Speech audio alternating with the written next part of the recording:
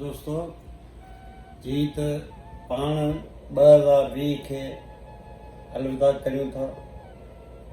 साल 2020 पंहिंजे सभिनी लाइ ख़ुशियूं कोन खणी आयो, पर हिकु वबा खणी आयो, कोरोना वबा, जंहिं पूरी दुनिया खे लोॾे छॾियो। उन सां असां जूं माशी सकाफ़ती मुश्किलातूं आयूं, पर हाणे हुन 2020 खे अलविदा करियूं था।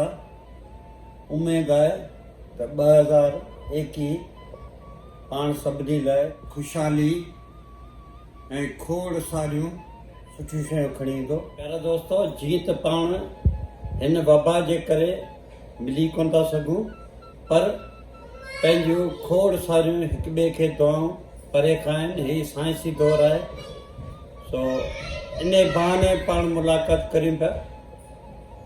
इंशाअल्लाह पाण मथे साल जॾहिं इहा वबा न रहंदी तॾहिं पाण मिलंदासीं।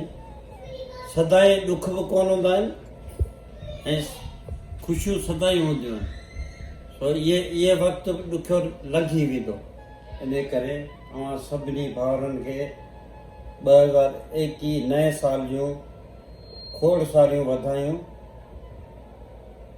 चङो मोकिलाणी कोन्हे, वरी मिलंदासीं नई वीडियो सां। तेसिताईं झूलेलाल।